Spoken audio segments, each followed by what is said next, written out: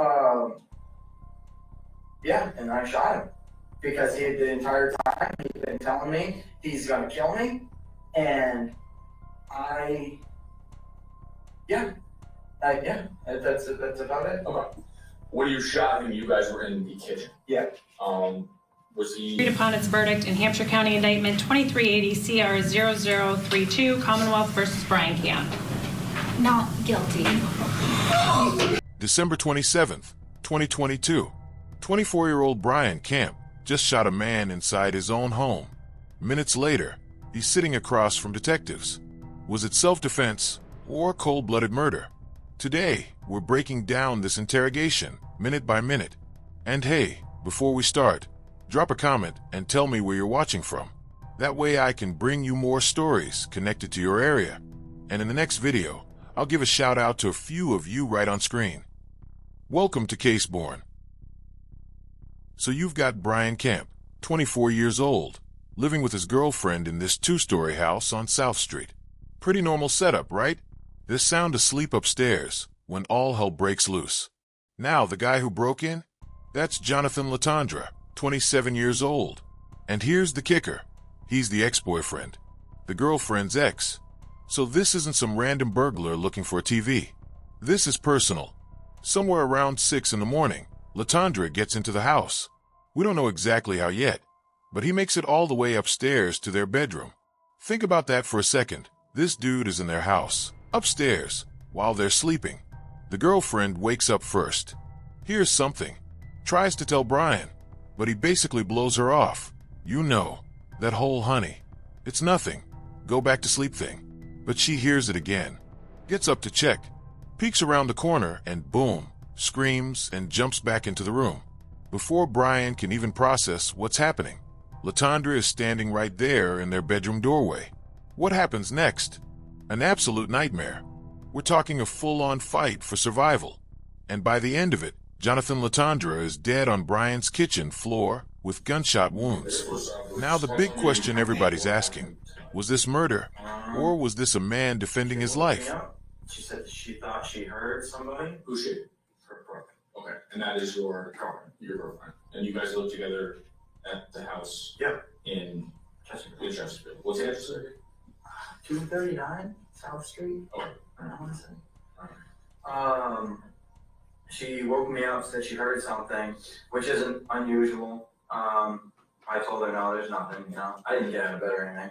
And then I guess she heard it again, or just had a feeling, and she got up, and like her head didn't even go around the corner, and she screamed and came back in. And then before I like even could see, because I just woke up, before I could even see, there was some guy standing in the doorway. Okay. And then... And this is the doorway of your bedroom? Yes. Okay, and this is the bedroom on the top floor? Yes. Okay, so it's a two-story house? Yes. All right, I just saw it from the outside briefly while I was up there, but... Right. So your bedroom upstairs? Right. He was upstairs? Right. Okay. And, I don't even know how it started, but before you know it, the kid's like on top of me. Mind you, I had no clothes on. I'm trying to wrestle this kid. Completely naked? Oh, yeah. Okay. Oh, yeah. And, I don't know, he was like trying to dig my eyes out and shit, telling me he was gonna kill me and all this stuff. And I don't know, he started bleeding up there. Something broke. I heard something smash. And then now all of a sudden he's bleeding like crazy. Okay. And the room is like, there's a little like, part of the room that goes off to the side. It's not a perfect corner, or a perfect square or rectangle. Yep. And ended up over there. I had him in a chokehold, and he was still trying to dig my eyes out. Now, when you say you had him in chokehold, describe how that was. Were you both on the floor? Were you standing? Both on the floor, and I had him like around the neck, Okay. like that, and like. And was he on the bottom and you were on the top? Kind of more like side to side. Okay. And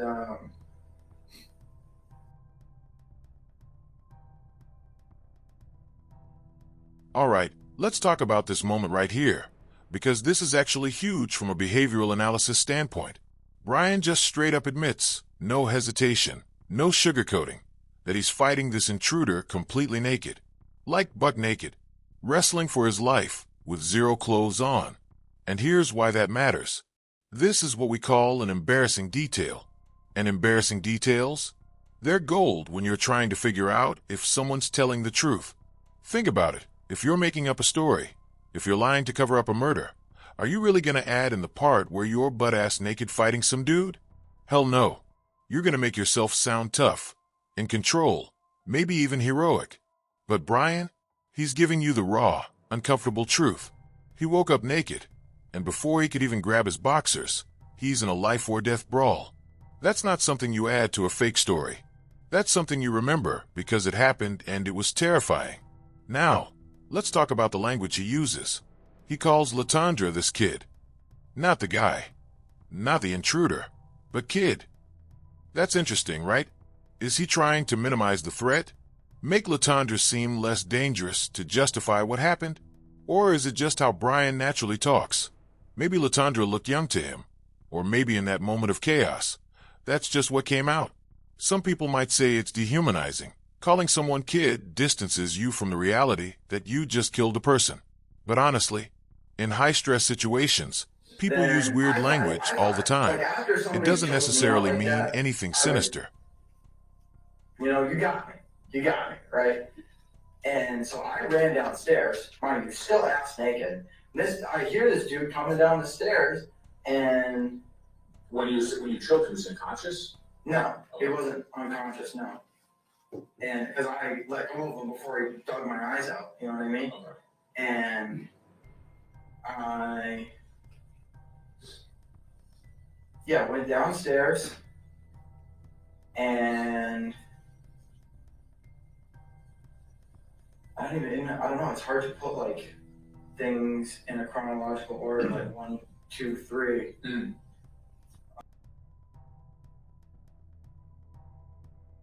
Okay, this right here?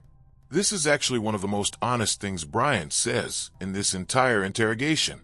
And I know that sounds backwards, but hear me out.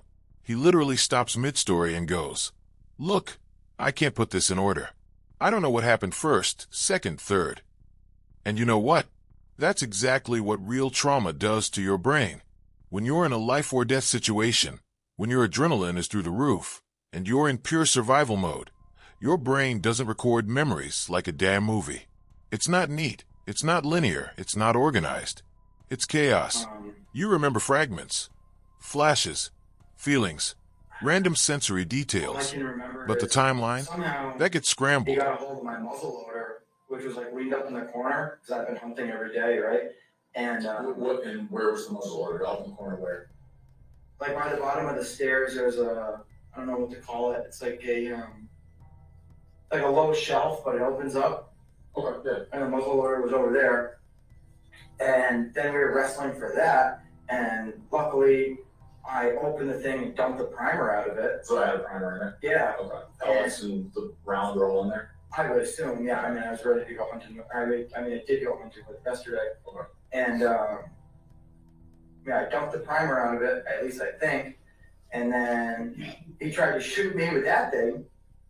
And I went, What do you describe that to me? Just because I was like, there. we're like, I don't know. So he grabs the muzzle loader and then you grab the muzzle And then loader? I grabbed it, and I don't know, somehow either my arms were around his or his arms were around me or something. Because he was trying to figure out, you know what I mean? Like, he was pulling the trigger and nothing was happening, so he was trying to figure out how to cock it or whatever. And that's when I dumped the primer out of it. And then I grabbed this old decrepit shotgun that was like together but not together. Mhm. You know what I mean? No. And I don't. Explain.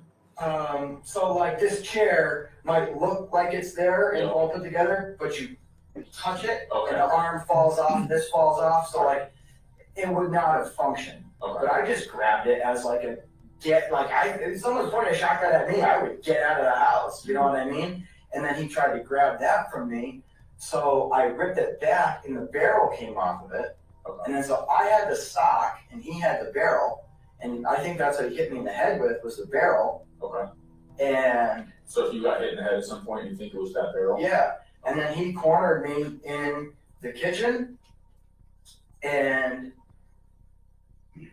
I don't know fucking how, but I remembered that my handgun was way on top of the counter, Okay.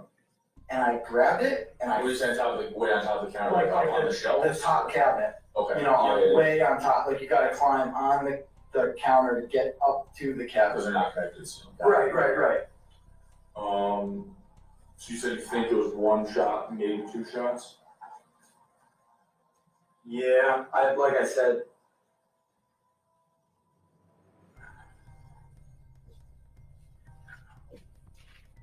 maybe two. I don't know. I have this reoccurring fucking nightmare about something like this happening and like gun not going off, and like.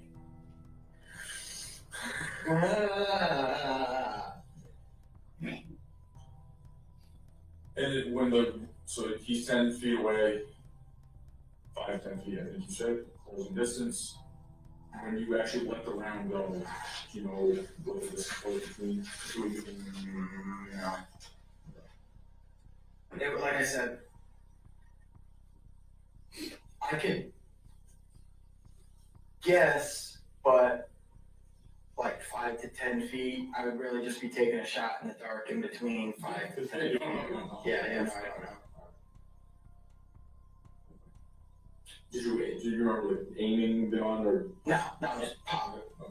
You know, I didn't have time to aim it, you know what I mean? He tried to wrestle me for that thing, What? for the handgun. You made contact at Yeah. some point? So after you get the gun, you guys came into contact with each other? He tried to grab it and I like ripped my hand away, and that's when I walked back towards the sink. And then once I like felt my back bump up against the sink, you know? Yeah, so. Yeah, exactly. What am I gonna do? Jump out of the window while my kids are in there?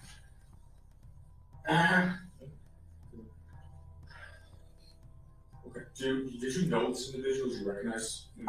I did not know him one bit, no. Okay. You say that like there's a online thing there.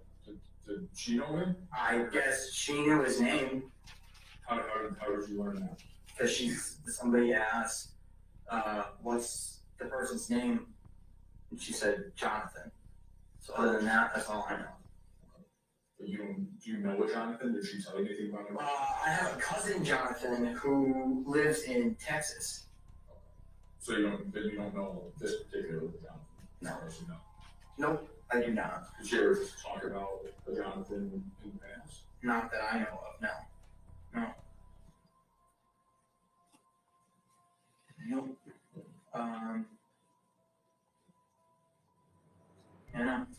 I don't know. Her ex-boyfriend years and years ago, his name was Jacob. The older one's dad's name is Jason. I don't know. I just don't know him, man.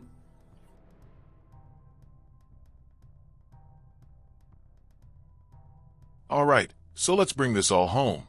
We've been through this interrogation piece by piece, moment by moment. Now it's time to ask, what does it all mean? Was Brian Camp a killer? Or was he a man fighting for his life? Let's start with what worked in Brian's favor. First, those embarrassing details.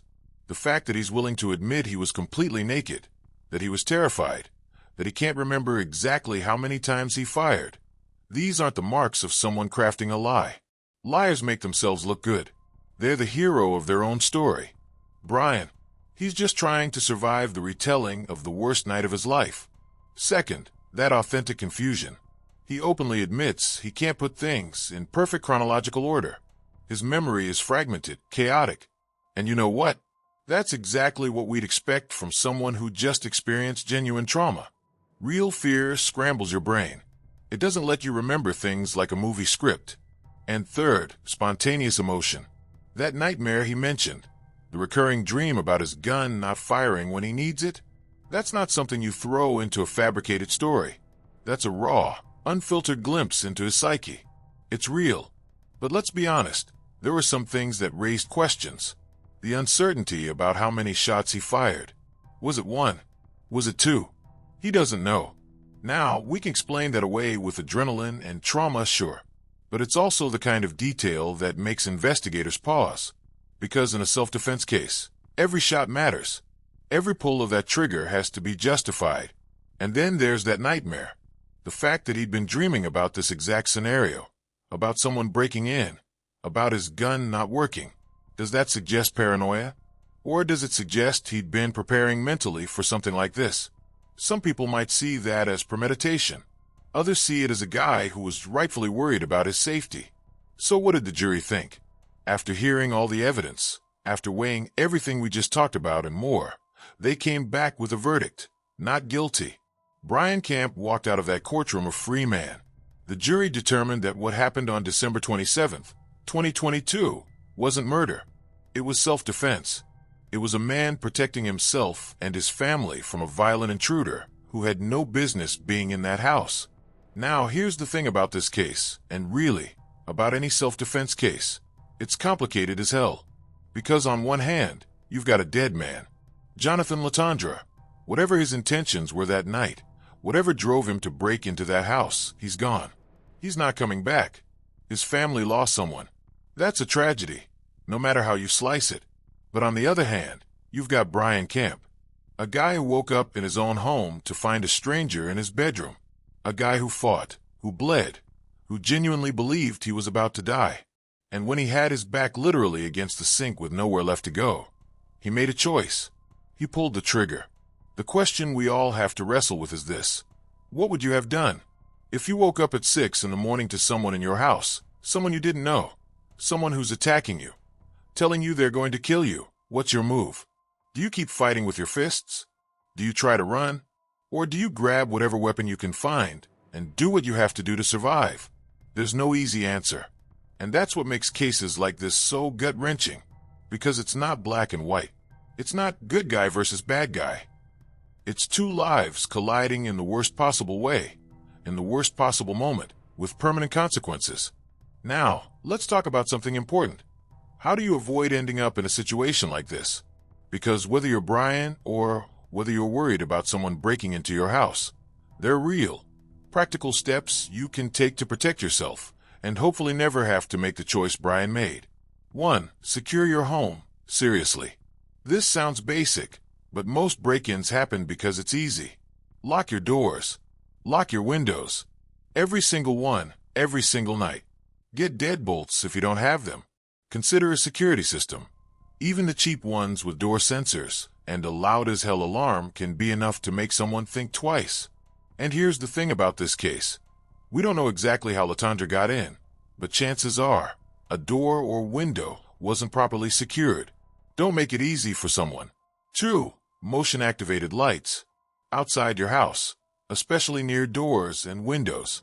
They're cheap, they're easy to install, and they work. Most people trying to sneak into your house don't want to be lit up like a Christmas tree. It's a psychological deterrent that costs you maybe $50. 3. Have a plan and talk about it. Brian and his girlfriend didn't have a plan. She heard something, tried to wake him up. He didn't believe her. There was no, okay, if we hear something, this is what we do. Sit down with your partner, your family, whoever you live with, and figure it out. If someone breaks in, what's the plan? Do you have a safe room? Do you call 911 immediately?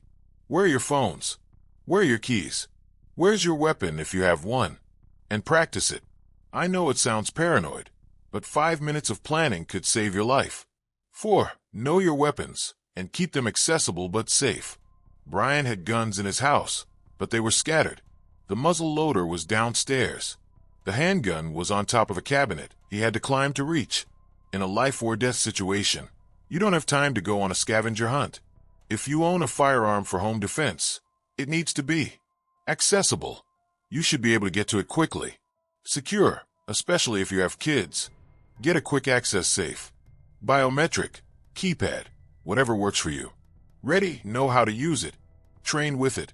Don't be like Brian fumbling in the dark. And if you don't want a gun, that's fine. But have something. A baseball bat, pepper spray, a tactical flashlight, something that gives you an edge. 5. Trust your gut and act fast. Brian's girlfriend heard something. She woke him up. He dismissed it, and by the time they realized it was real, the guy was already in their bedroom. If something feels off, it probably is. Don't second-guess yourself. Don't rationalize it away. Call 911. Wake everyone up. Get out of the house if you can. Better to be embarrassed about a false alarm than dead because you hesitated. 6. If you have an ex, or your partner does, who's unstable, take it seriously. This is a tough one, but it's real. Latondra was the ex-boyfriend. We don't know what the history was there, but clearly, something drove him to break into that house in the middle of the night. If you or your partner has an ex who's threatening, obsessive, or unstable, document everything. Texts, calls, social media messages. Everything. Get a restraining order if necessary. Yeah, it's just a piece of paper, but it creates a legal record. Tell people. Your neighbors, your family, your co-workers. Make sure people know what's going on, so they can help if needed. Change your locks. If an ex has keys, change the damn locks. 7. Have your phone charged and nearby. Brian's girlfriend got out and called 911. That probably saved both their lives. Keep your phone charged. Keep it by your bed. In an emergency, those seconds matter. Here's the reality. You can do everything right and still end up in a nightmare scenario. But the goal is to stack the odds in your favor. Make your home harder to break into. Have a plan. Be prepared. Because once someone's in your house, once the adrenaline kicks in, once you're fighting for your life, it's too late to think about what you should have done. The jury said Brian was justified. The law said he had the right to defend himself. But I want to know what you think. Was this legitimate self-defense? Or did Brian cross a line? And what would you do to protect your home? Drop your thoughts in the comments. Let's talk about it. Because these cases, they're not just about the people involved. They're about all of us. They're about what we would do when we're scared, when we're cornered, when everything is on the line.